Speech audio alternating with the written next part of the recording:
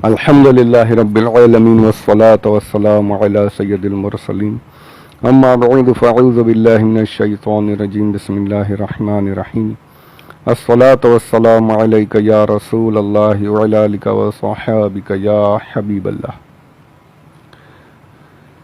3 ज़ुल्क़अदतुल हराम 1441 हिजरी 25 जून 2020 जुमेरात का मुबारक दिन यौमुल खमीस थर्सडे।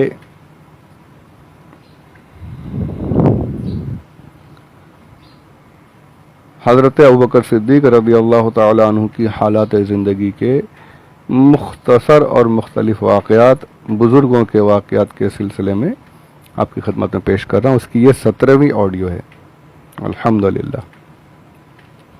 आइए चंद बातें आपकी खिलाफत के ताल्लुक़ से अर्ज़ कर दूँ। जब हुज़ूर अकरम सल्लल्लाहु अलैहि व आलिहि वसल्लम का विसाल ज़ाहिरी हुआ तो उससे कुछ दिनों पहले मेरे आका सल्लल्लाहु अलैहि व आलिहि वसल्लम ने अपने एक नौजवान सिपह सालार, ये बड़े तफसील से मैंने वाक़या सीरतुल मुस्तफ़ा में भी अर्ज़ किया है। रोम जो था, जो सुपर पावर उस टाइम का रोम, और उससे मामला हो गया, जंग का मामला हो गया। उसने अपनी फ़ौजें शाम में उतार दी, यानी सीरिया जिसे आज कहते हैं, उसकी फ़ौजें थी। वहाँ के जो लोग थे अरब वगैरह मकामी, सब मिलकर एक अच्छी बड़ी फ़ौज, और रोम जो सुपर पावर था, ये मामूली बात नहीं थी। अब इनसे जंग की बात हुई तो हुज़ूर अकरम सल्लल्लाहु अलैहि वसल्लम ने 700 सहाबा को जमा फरमाया। इन सहाबा तो जंग के लिए हमेशा तैयार थे। उस वक्त में 700 की तादाद बहुत बड़ी बात हो जाती थी। यानी मदीनतुल मुनव्वरा से 700 सहाबा जंग के लिए तैयार हुए और उन पर आपने सिपह सालार बनाया। अपने गुलाम, आज़ाद करदा गुलाम जिन्हें आपने आज़ाद फरमा दिया था, हज़रत ज़ैद बिन हारिसा, उनके बेटे, नौजवान थे, बिल्कुल जवां उम्र थे, उनके बेटे हज़रत, यानी ज़ैद बिन हारिसा के बेटे हज़रत उसामा बिन ज़ैद रज़ियल्लाहु ताला अन्हुम अजमाइन, इनको आपने सिपह सालार बनाया और उस दस्ते को, उस फ़ौज को आपने शाम की तरफ रवाना फरमाया। इस पर काफ़ी तफसीली बातें भी हैं, उन सबको अभी मैं यहाँ पर, यानी साहबा ने भी कुछ कहा कि नौजवान को सरकार ने बना दिया है सिपह सालार, इतने अकाबिरीन सहाबा हैं उनके, उसके बावजूद हुज़ूर सल्लल्लाहु अलैहि वसल्लम ने एक नौजवान लड़के को हमारे ऊपर सिपह सालार बना दिया। कुछ बातें हुई थी, सरकार ने उन सबको खामोश किया था, यानी जाहिर फरमा दिया था कि ये मैं जो फैसला ले रहा हूँ ये सही फैसला है।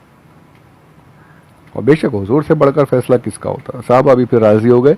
ये दस्ता, ये फ़ौज जो है मदीनतुल मुनव्वरा से निकलकर कुछ दूर गई, कुछ यानी फासला तय किया और एक मकाम पर पहुँचे, पड़ाव किया। वहाँ पर उसका नाम भी लिखा हुआ है किताबों में उस जगह का।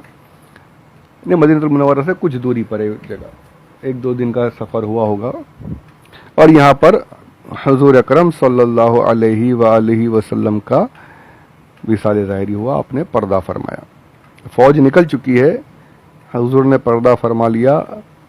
और फिर जो मैंने बताया कि किस तरीके से हज़रत अबू बकर सिद्दीक़ रज़ियल्लाहु ताला अन्हु खलीफा मुक़र्रर हुए, आपको खलीफा बना दिया गया। खलीफा बनने के बाद अब हालात क्या हुए ये देखिए।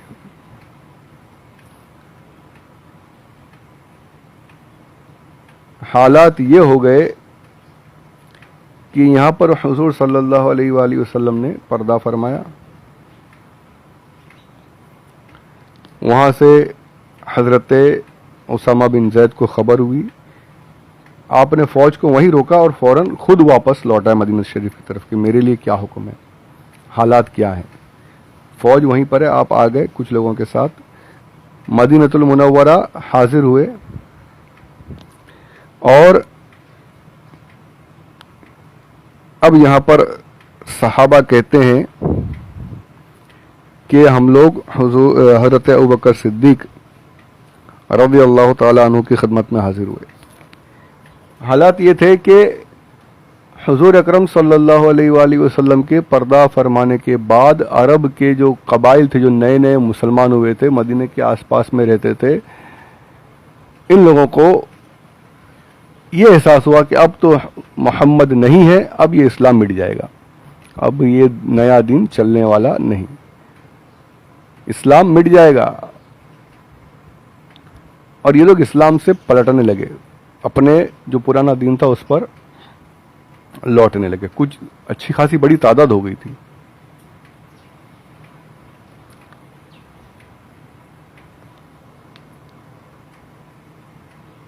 हज़रत उमर रज़ी अल्लाह ताला अन्हु का जो वाक़या जो मैंने आपकी खिदमत में पहले पेश किया कि आपने कहा कि दो बाद, एक दिन की और एक रात की जो उनकी नेकियां मेरी सारी नेकियों से बढ़कर हैं। दिन की नेकी, रात की नेकी तो वो जो आपने गारे सौर में हुजूर सल्लल्लाहु अलैहि वसल्लम के साथ गुजारी, अपनी जान कुर्बान की, और दिन की नेकी ये फिर आप यहाँ पर तफसील से बताते हैं।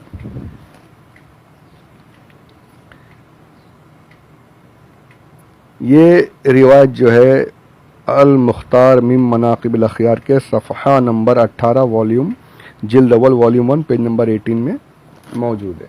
हज़रत 17 से ही शुरू है ये वाक़या। हज़रत उमर कहते हैं अम्मा यौमुहु, जो दिन की नेकी थी, फलम्मा क़ुबिदा रसूलुल्लाह सल्लल्लाहु अलैहि वसल्लम इर्तद्दतिल अरब व क़ालू ला नुदियत ज़काह। यानी बहाना चाहिए था इर्तिदाद के लिए, मुर्तद हो गए कुछ तो खुलकर, यानी कि अब हम अपने दिन पर चले। बहुत बड़ा एकदम हंगामा सा हो गया था कि अब मोहम्मद सल्लल्लाहु अलैहि वसल्लम नहीं है, अब ये दिन चलने वाला नहीं, अब ये मामला होगा नहीं, ये ख़त्म, अब खलास खेल ख़त्म। यानी उन लोगों का ये सोच आ गई, इस्लाम से फिर गए, और कुछ इस्लाम पर थे भी तो फिर अब वो उन्होंने नया काम किया, मुर्तद हुए। कहते हैं कि हम इस्लाम तो मानेंगे, नमाजें पढ़ेंगे, रोज़े रखेंगे, लेकिन हम ज़कात नहीं देंगे, ज़कात नहीं, माल की मोहब्बत दिखाने लगे, हम ज़कात नहीं देंगे, ज़कात का हुक्म नहीं मानेंगे। उनको ये ऐसा लगा कि अब कौन वसूल करने आएगा, अब तो ख़त्म, मामला बिगड़ गया, अब कुछ नहीं। यानी चारों तरफ से बिल्कुल जो आसपास के जो कबाइल थे मुर्तद होने लगे, ज़कात नहीं देंगे और नई नई सब बातें होने लगी। अब ऐसे में ये सोचने की बात है कि अभी आप खलीफा बने हुए हैं, 700 सहाबा फौज लेकर के मदीनतुल मुनव्वरा से निकल गए। ये हो सकता था कि ये जो मुर्तद हुए हैं ये आकर आप मदीनतुल मुनव्वरा पर हमला कर दें, मिलकर फौज बना लें और हमला कर दें कि इस्लाम को ख़त्म कर दिया जाए। ये होने के फुल चांसेस थे। तमाम सहाबा, हज़रत अबू बकर कहते हैं कि जब ये ऐसे हालात हुए कि इन्होंने कहा कि हम ज़कात नहीं देंगे, तो यहाँ पर हज़रत अबू बकर रज़ियल्लाहु ताला अन्हु के पास जब ये खबर पहुंची कि लोग कह रहे हैं कि ज़कात नहीं देंगे, नमाज वगैरह पढ़ेंगे, ज़कात नहीं देंगे, तो आप क्या कहते हैं, लौ मनऊनी इक़ालन लजहादतहुम अलैहि, अल्लाह, कि एक ऊंट को जिस रस्सी से बांधते हैं ना, जो मुहार होती है, जो लगाम होती है ऊंट बांधने की, फरमाते हैं खलीफतुल मुस्लिमीन कि एक ऊंट का लगाम भी जो ज़कात के तौर पर अगर निकलता है, ऊंट बांधने की रस्सी भी अगर ज़कात में निकलती है, अगर वो देने से भी मना करेंगे तो मैं उनसे जिहाद करूंगा, वो भी माफ़ नहीं करूंगा। जो बनता है, जो हुक्म है ज़कात का, वो लेकर रहूंगा, वो भी नहीं छोड़ूंगा, एक रस्सी भी नहीं छोड़ूंगा। जो अगर ज़कात पूरी निकलती है तो पूरी ज़कात इनसे लूंगा, इनसे जिहाद करूंगा बाकायदा। जिहाद यानी इनके ऊपर हमला करूंगा, लड़ूंगा, फौज लेकर लड़ाई करूंगा। अरे हुआ भी वाकयात में कि आप निकल पड़े थे अकेले तलवार लेकर, हज़रत अली ने रोका था, क्या कर रहे हैं आप। ये इतना बड़ा फितना था ना ये उस वक्त का, कि जो इर्तिदाद, यानी आगे मैं आपको सुनाऊंगा वो रिवायत, कि अगर उस वक्त में रोका नहीं जाता ना, सख्ती आप नहीं करते, तो इस्लाम बिल्कुल खतरे में, बिल्कुल ख़त्म हो जाता। आप ये फरमाते हैं कि मैं एक रस्सी भी नहीं छोड़ूंगा, उस रस्सी के लिए भी ज़कात उनसे पूरी पूरी ज़कात लूँगा, मैं इनसे जिहाद करूँगा। हज़रत उमर कहते हैं कि मैं आपके पास आया और मैंने कहा या खलीफा रसूलुल्लाह, ए अल्लाह के रसूल के खलीफा, ए खलीफा रसूल अमीरुल मोमिनीन, आप लोगों पर नरमी कीजिए। हज़रत उमर बड़े जलाल वाले हैं, लेकिन आप यहाँ पर कह रहे हैं कि नरमी कीजिए। हज़रत उमर की सोच ये थी कि अगर इनके ऊपर हमला कर दिया गया तो एकदम बिल्कुल बिखर जाएंगे और इस्लाम से मुतनफ़िर हो जाएंगे, दूर हो जाएंगे। इनसे धीरे धीरे करके हम इनको राग़िब कर लेंगे दीन की तरफ। आपकी ये सोच। तो आपने आकर कहा अमीरुल मोमिनीन, इनसे नरमी कीजिए, लोगों के साथ थोड़ा रियायत दीजिए। क्या जवाब देते हैं हमारे आका? खलीफतुल मुस्लिमीन। मैं खलीफा बार बार इसलिए कह रहा हूं कि ये जो अहले तशय्युअ हैं, ये नहीं मानते ना खलीफा, इन पर लान तान करते हैं, गालियां देते हैं माज़अल्लाह रब्बिल आलमीन। तो हम तो बोलेंगे, हम तो खलीफा बोलते रहेंगे, बोलते रहेंगे और मानते रहेंगे। तो ये बोलते रहिए। कोई शिया मिल जाए ना तो उसके सामने खलीफतुल मुस्लिमीन बोलते रहिए। खलीफतुल मुस्लिमीन अमीरुल मोमिनीन अबू बकर सिद्दीक, खलीफतुल मुस्लिमीन अमीरुल मोमिनीन उमर फारूक रज़ी अल्लाह ताला अन्हुमा। ये नाम लेते रहिए, उसका चेहरा बिगड़ जाएगा इंशाअल्लाह। ये ऐसे ऐसे लोग पड़े हुए हैं। अब इन्होंने काम क्या किया सुनिए। जब आकर हज़रत उमर ने कहा कि नरमी कीजिए, यहाँ पर ये क्या कहते हैं? हज़रत अबू बकर सिद्दीक रज़ी अल्लाह ताला अन्हुमा कि उमर, इस्लाम से पहले तो तुम बड़े जब्बार हुआ करते थे, बड़े बहादुर, बड़े निडर थे। इस्लाम कबूल करने से पहले बड़े बहादुर, बड़े निडर हुआ करते थे, तुम डरते नहीं थे किसी से। अब इस्लाम लाने के बाद बुज़दिल बन गए हो क्या? ऐसा था ना हमारा। अब बुज़दिल बन गए हो, डर लगने लगा इस्लाम कबूल करने के बाद। हक दिन पर हो, हक पर हो, फिर भी डर रहे हो, डरने लगे हो। तब तो बड़े जब्बार थे, बड़े बहादुर, बड़े निडर थे, अब क्या डरने लग गए?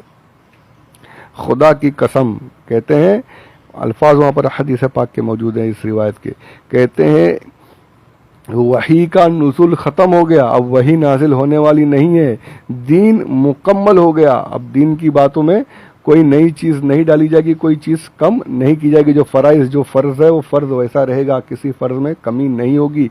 वही का नुज़ुल ख़त्म हो चुका, दीन मुकम्मल हो चुका। अब क्या मुझसे ये चाहते हैं कि मैं दीन में कुछ कमी करूँ? मैं कुछ कमी करूं? कसम खुदा की कोई कमी नहीं करूंगा। जो कुछ निकलता है ज़कात का सब उनसे वसूल करूंगा, सब उनसे वसूल करूंगा। और फिर हुआ भी ये। हज़रत उमर कहते हैं कि इनकी ये जो एक दिन की नेकी थी, मेरी जिंदगी भर की नेकियों से बढ़कर है। कि अगर आप उस वक्त में ये फैसला नहीं लेते तो फिर मामला ही कुछ और हो जाता, कुछ और हो जाता।